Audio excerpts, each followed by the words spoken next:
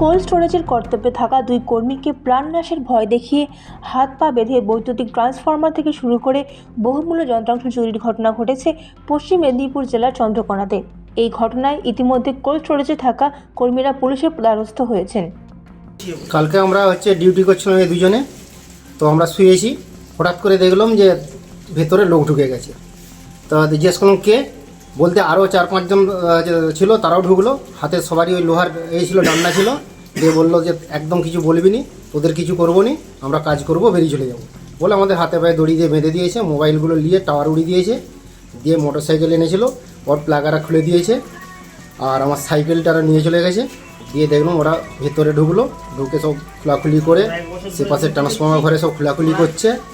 দিয়ে এবার আমরা জল খাবো, উঠেছি, আমার দিকে জল খাওয়াচ্ছে, আবার শুয়ে দিয়েছে। 4:45 দেখছি ওই বাতি জ্বেলে দিল। দিয়ে আমাদের দু মাথায় দুজনের তারা বসে আছে, আমার দিকে নড়তে পর্যন্ত দেয়নি। দিয়ে মোটামুটি তারা সব কিছু নিয়ে চলে গেল।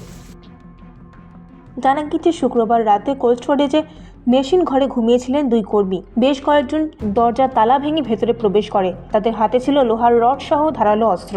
দুই কর্মীকে দুষ্কৃতীরা প্রাণনাশের হুমকি দেয়। তারপরে তাদের হাত পা বেঁধে ফেলা হয়। এই ঘটনায় গোটা এলাকায় চাঞ্চল্য ছড়িয়েছে।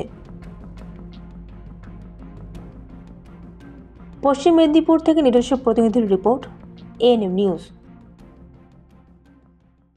আরও খবরের আপডেট পেতে সাবস্ক্রাইব করুন আমাদের ইউটিউব চ্যানেলটি আর বেল আইকনে ক্লিক করুন নোটিফিকেশনস পেতে।